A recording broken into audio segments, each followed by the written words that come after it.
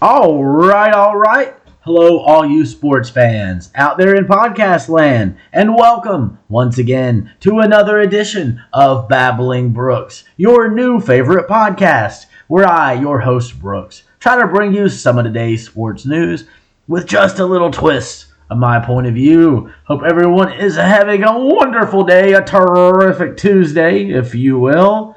I'm doing fine, or wonderful myself. It's my weekend now. I'm off the next 2 days. It's NBA opening night, tip-off in just over 30 minutes, so I'm going to try to make this a quick episode. Almost didn't do an episode today. I was just dog-ass tired, y'all, going to be honest. It was a long day at work. It always feels like it is, when it's your Friday or whatever day of the week that Friday happens to fall on. And it was like just a lot of stuff, man. Like a lot of people working, giving me a lot of dishes. But that's the job. Got out of there. Took 30 minutes longer than it should have. But hey, I'm off now, so it's all good. Not all good, but I ain't got nothing to really complain about. So why the hell would I? Either way, happy Tuesday. Like I said, it's Tuesday. Tip-off Tuesday. NBA doubleheader. And I'm glad it's on a Tuesday because that means I can actually watch both games, y'all. Because my ass would be going to bed by probably before the game started, the 10 o'clock game, the Suns and Warriors. But I'll be up for it all. I'll even make some coffee if I have to. I ain't going to sleep until the games are over. Of course, my Hawks don't tip off until tomorrow. But still, I love the NBA. It's like basketball. I can watch almost any game, like if I have like the time and and it's available to me to watch. Basketball is just so much more watchable. Even someone at work that doesn't really watch sports, we were talking about that once. So basketball is my favorite one to watch. I'm like, yeah, because it's constant motion. It's musical. There's so much rhythm. It's a beautiful game. I love basketball, man. I love baseball in its way. And I'm actually going to watch a little baseball. I watched a few minutes of Game 7 last night. But I had to be up, I had to work at 8 this morning, so I didn't stay up for the whole game. But Astros lost, so one of the teams I wanted in the World Series is the Rangers. And the Diamondbacks looked like they were about done, but they got a win last night in Philly. Game 7 is tonight in that series, so I'm going to at least watch part of that. Primary focus for me is basketball, but I would love to see the Diamondbacks versus the Rangers in the World Series. Because then I'll actually watch the World Series and not just root against the Phillies hard. Sorry, it's just how it is. Either way, I'm going to at least watch some of that. The baseball fan in me is just hard to not watch it. But I couldn't watch regular season baseball. It's tough to watch if it's not the Braves. And the playoffs, I haven't watched a full game since the Braves lost. I've watched, last night was the first I really watched. I watched 15 or 20 minutes maybe, up until the third inning, give or take, bits and pieces. But regardless, go Arizona in that particular case. Maybe Arizona gets a double win tonight. Phoenix baseball in Philadelphia, and then, of course, the Warriors and the Suns. But I'm going to really briefly, before I go into the NBA kind of preview for tonight a little bit, going to look back at the week that was in the NFL. And most of my predictions were wrong. The Falcons did beat the Buccaneers. Barely. The people are saying they're the best team in the division, but I don't know if that's saying much. Derek Carr can't connect with his receivers. His best receiver, one of them at least, Chris Olave, just got arrested for reckless driving. I was like, don't shoot, man, I play with the Saints. Try to use that, right? But either way, man, my Panthers, I can't give up on them. We're getting Austin Corbett back. He is off injured reserve, so he should be back on the field. And big part of the success of that offensive line last year, it's been a struggle. It's been one of the reasons Bryce Young's development has been slower than expected. But I think it's too early to say he's a failure or the pick was a mistake. Because C.J. Stroud has looked better so far, and I don't think it would have been a mistake to pick C.J. Stroud either. I think C.J. Stroud and Bryce Young, both had the potential. I also said at the time C.J. Stroud was more game one ready than Bryce Young. And I still stand by that. It doesn't mean anything really necessarily for the rest of their careers. So they'll both have incredible long careers. They'll battle each other, like Brady and Manning. Or not quite like that, putting a lot on it, but something like that. You know what I mean? They could be the quarterbacks of their generation. C.J. Stroud has looked really damn good so far, but Bryce Young, that little engine that could, keeps chugging along, getting better and getting a little better each game. Look, each game lately has been his best game, like quarterback rating wise at least. And we got a play caller, switching things up. Maybe someone that can get a little more creative, coming from that LA Rams offense that dialed up some pretty cool plays on their way to the Super Bowl a few years ago. So see if that changes things up, but definitely going to help getting Austin Corbett back. Because that's one thing that is key in football, obviously. Your quarterback's got to have time, no matter how athletic he is, no matter how high a football IQ he has, how accurate his passes are. It doesn't matter if he can't throw the damn ball because he's getting hit every fucking time. You just can't. So getting that key piece back, I think, will go a long way in some success. Because, it'd be really easy to give up on the season at 0-6. But we ain't got our draft pick, so we got to root for this team to put something together. Not going to win the Super Bowl, but that NFC South, that division, it's up for grabs still, I believe. When the Falcons are the best team, they're 4-3. Then you got, the Bucks and the Saints, 3-4, 3-3. We're not that far out. We're 3.5 games out of first place. And we've got four more games against the division. One each against the Falcons and the Saints. And the home game against the Falcons, away game for the Saints games in New Orleans. And then we got 2 games against the Tampa Bay Buccaneers. So, we're still in this technically. And, we got some pieces. They can still make some moves. I hope they don't do anything too drastic. I did see Jeremy Chin, Yenna Gross-Matos, and Giovanni Ricci, the tight end. They all went to injured reserve. Everybody kind of knew that Jeremy Chin was coming. There was the news that he was probably going to miss a few weeks. So that wasn't that surprising. But Gross-Matos actually showed some improvement. We talked about how he needed to coming into this year, a big year, for him to step up opposite of Brian Burns. And apparently he's got some sort of hamstring issue that's going to keep him out for at least 4 weeks now. So concerning, because we already had trouble getting somebody consistent opposite him. And one of the guys doing the best, is going to be consistently out of the lineup now. But Brian Burns, I feel like Brian Burns is really due a big game. But even when he's not getting the big stats, he still is making his presence known and impacting the game. It's not all about the numbers. They use the eye test and actually watch the stuff too. But I wouldn't be surprised to see him get at C.J. Stroud in this one. Maybe get a sack. Him and Frankie Louvu. Some people say they should trade him. I don't think they should trade either damn one of them. Unless we get, a really high, first round pick. Because that's I don't want to trade Brian Burns to a shitty team. But I also don't want to trade him, in one of the first round picks we get is almost a second round pick. Because the team is on their way to the Super Bowl or some shit like that. And Brian Burns is, I believe can really do some damage with this team. And one of those players that, you're going to, like Christian McCaffrey and other guys, you're going to regret trading them more than likely. But back to Week 7, where the Panthers did not play. I already talked the Falcons beating the Bucks. The Steelers taking down the Rams. Maybe they'll stop chanting Fire Canada at every event in Pittsburgh. The Browns and Colts, now this was controversial. Had a backup defensive back get called for back-to-back penalties. And some people are saying that the first one was justified because he did touch the guy or whatever, but a lot of people were saying that Cooper shoved him down, so it didn't really look like much. And the second one, the pass interference, was definitely uncatchable from everyone's point of view. But we got to be careful. Give them receivers the benefit of the doubt.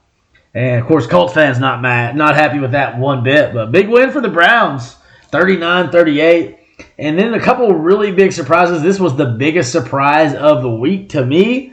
The Bills lost to the Patriots. I guess I should have seen it coming. There was a voice inside me that was like, man, should probably pick the Patriots. It's in New England. Like Bill Belichick is due to do something, especially at home.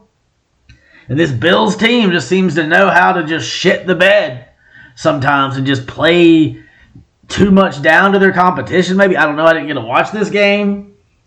But definitely was surprised when I saw the Patriots beat up Mac Jones with like a last-second touchdown right after the Bills took their first lead of the game with like 2 minutes left.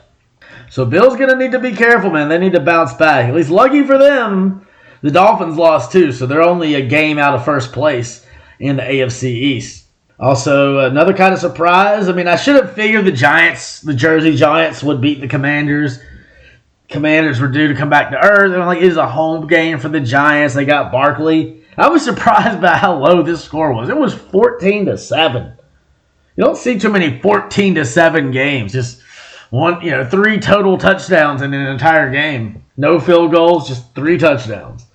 Another surprise, not really surprised necessarily that the Ravens beat the Lions, but that they just demolished them. Like, destroyed them. Like, Lamar Jackson was almost flawless. Maybe him and Todd Monken clicking a little bit. New offensive coordinator. I believe he came from Georgia. He was a Dogs. And, wasn't like looking amazing right out the gate. Lamar, of course, always going to do Lamar things. And it seems like the rest of the offense kind of coming together and clicking. Maybe if they can do more of that, then the Ravens are a team that could be someone you think about, but being one of those teams potentially that could make it to the Super Bowl. If you can get this out of Lamar Jackson, 28-0 at the half. The Lions did not score any points until they got their first touchdown at the beginning of the fourth quarter, and then they missed the 2-point conversion. So yeah, that was the only quarter that the Ravens didn't score a touchdown, because Lamar Jackson ran one in and threw one in the first quarter, threw one in the second quarter. Gus Edwards also ran one in. Third quarter, Mark Andrews caught his second touchdown pass of the day from Lamar Jackson. In the fourth quarter, they probably took the foot off the gas. They were up 35-0 going into the final quarter. And lucky Jahmyr Gibbs got a 21-yard run for a touchdown. Made it at least not so embarrassing. But the Lions can bounce back from that. They're still 5-2. Shit, this could be a Super Bowl preview. They had 2 games, could technically be Super Bowl previews. The other one, talk about in a minute. But yeah, Lions and Ravens, man. Maybe that's not a Super Bowl you've heard people talk about that matchup a lot. But the Ravens are showing that they got to be taken seriously.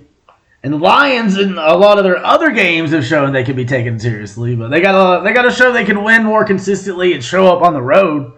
Jared Goff has been known, like the last couple of years, even as the Lions have won a lot of games, like he is known to occasionally kind of lay an egg on the road. So hopefully they can bounce back, because I like rooting for Detroit. We need more Eminem everywhere.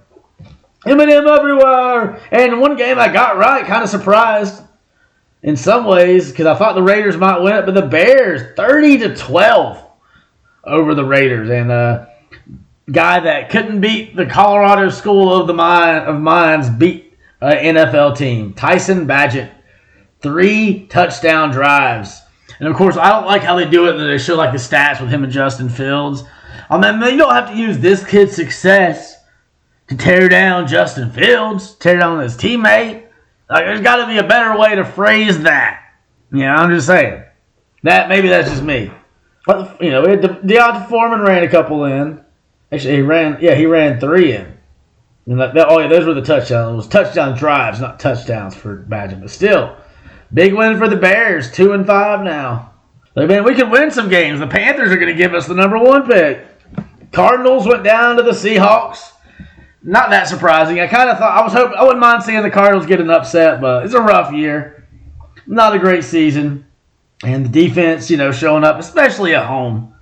It's not a game that Seattle's probably going to lose. The Seahawks going to take down the Cardinal in most scenarios. And the Broncos, this was a surprise. The Broncos getting win number 2 on the season, 19-17.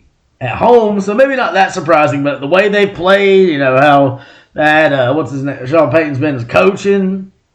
I thought the Packers, Jordan Love, would maybe get a win there, but threw a game-sealing interception.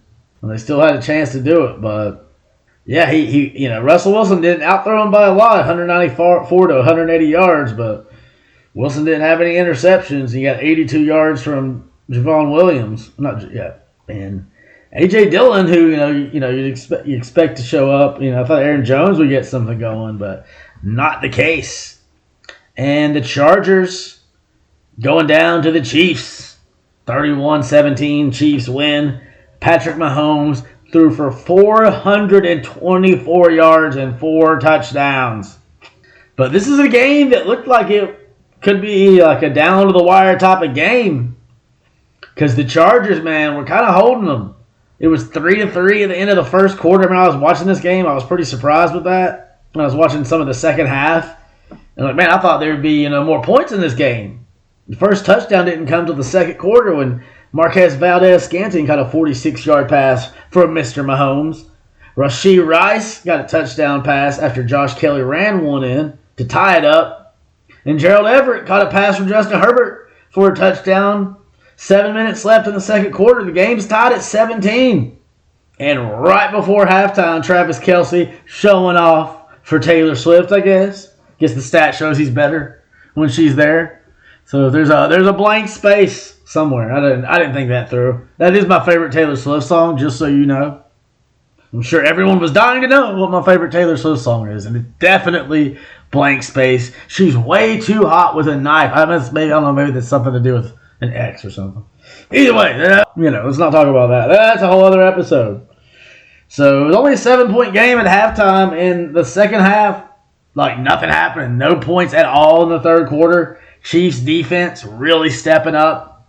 Isaiah Pacheco caught a pass, 8-yard touchdown that gave the final score with 3 minutes left. So the Chargers were in this, but not able to take advantage of the situation. And this Chiefs team, man, they just find ways. It's hard not to give them a good chance to try to go back and win another one. 6-1 at this point. The Chargers fall to 2-4. So rough outcome. And then you had a game where the Dolphins were called for 10 penalties, 70 yards. The Philadelphia Eagles, the home team, called for absolutely none. There was a couple offsetting, but they didn't. No official penalties for the Eagles in this game.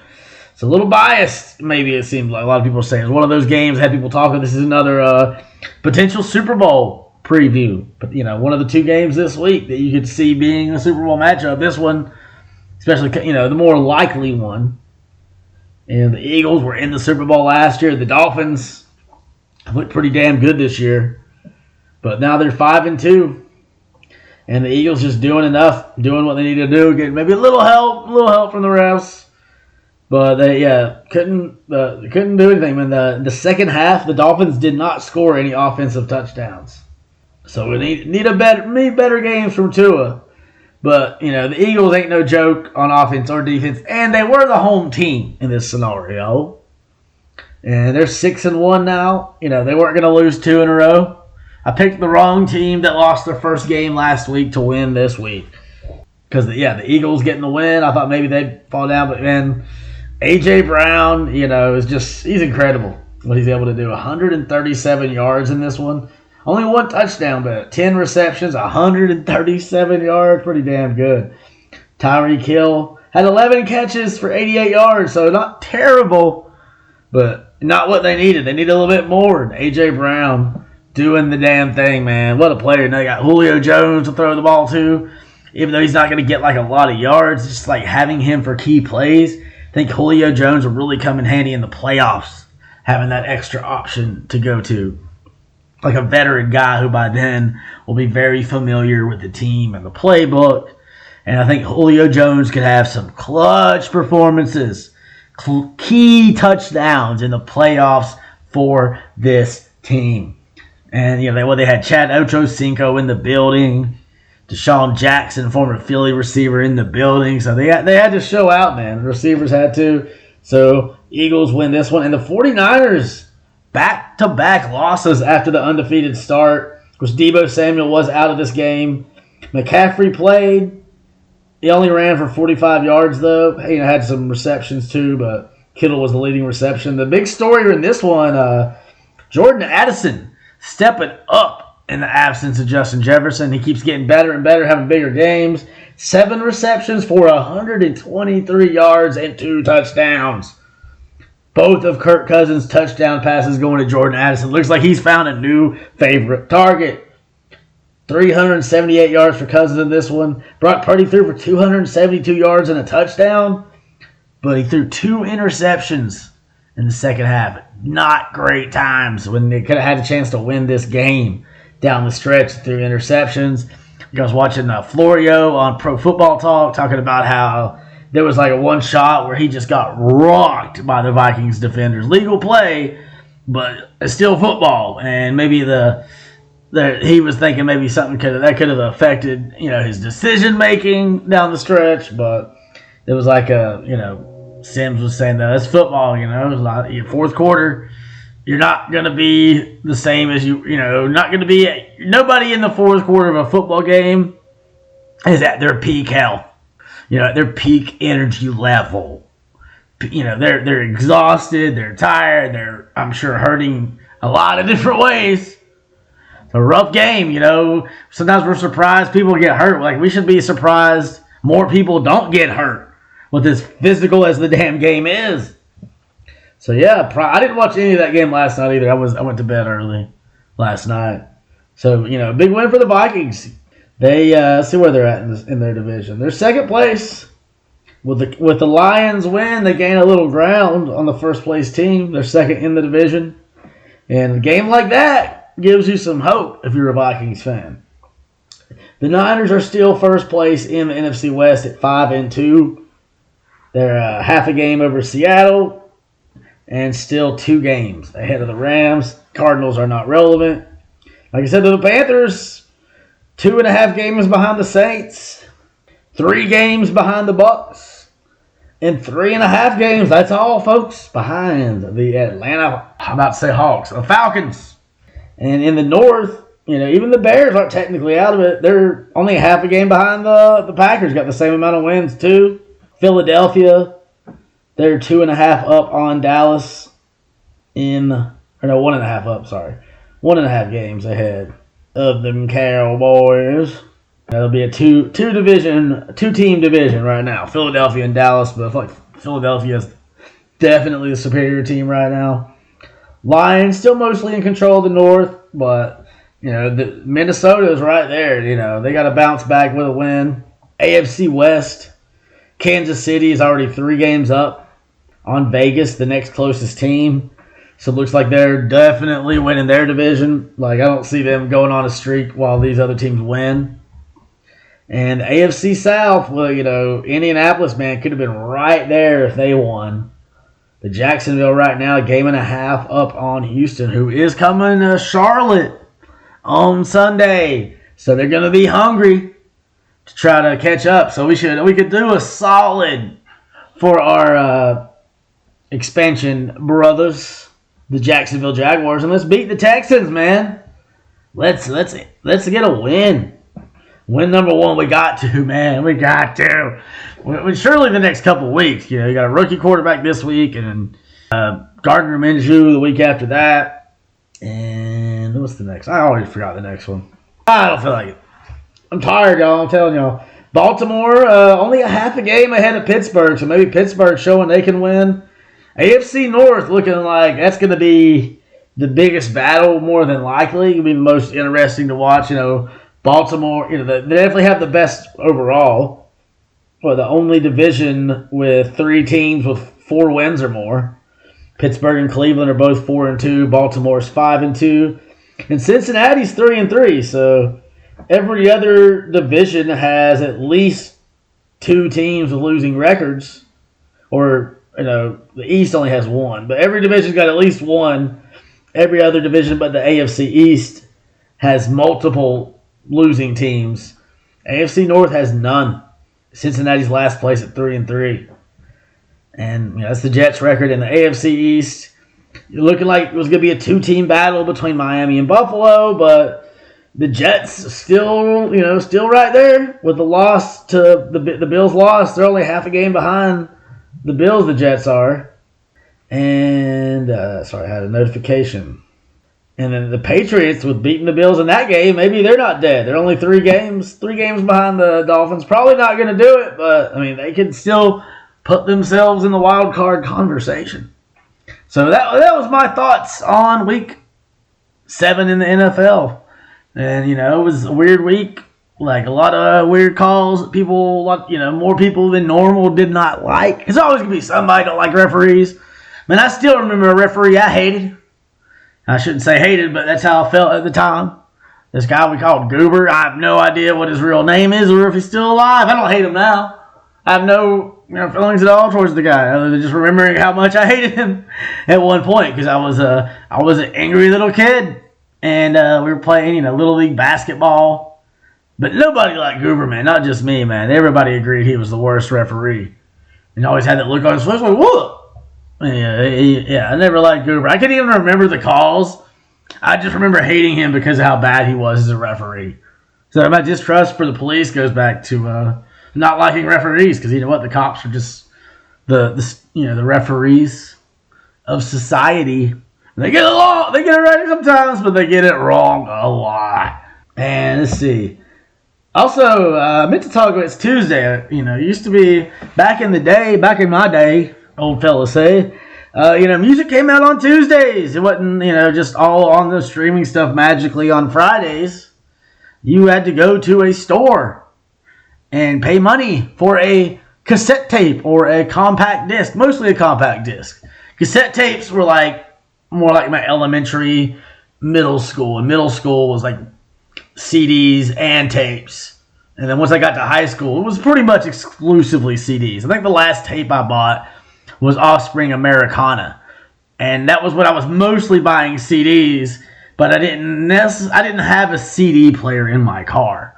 And what we used to do, kids, back in the day, hate to say it again, but hey, you got to sometimes, we would, you had this adapter, so you could get your personal compact disc, your Discman, or whatever brand it was you had, and you plug in, it was like this weird thing, you could plug one in, the power source would be like the cigarette lighter, because they used to all have a spot in cars for cigarette lighter, and a lot of us back in the day, because we're like, how does this thing work? It doesn't look like it would be that hot. How does it get hot? And it burns the shit out of you. I remember finding that out one day when I was bored waiting on one of my parents, or both of them, when they were doing something, probably church or something, some sort of event, and I was waiting in the car because I was getting too bored to be inside for whatever it was. So it wasn't church, because church, they would have made me just sit there. So it was some sort of, maybe it was a social thing for them or something with their Sunday school class, like getting some dinner. But I was in the car and I burnt the shit out of my hand with one of those lighters. But yeah, that was your power source, and then you'd plug it into the cassette tape. And sometimes it would work fine, and other times it would be a pain because either you'd have to flip the tape for some reason, which didn't make any sense. It would just start doing a weird flip thing.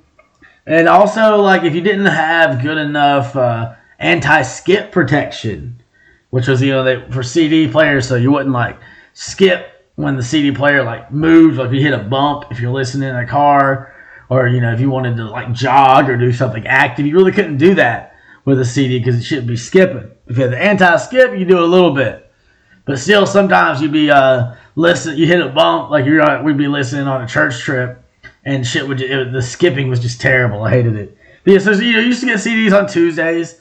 So I'm going to try to start talking about new music on Tuesdays.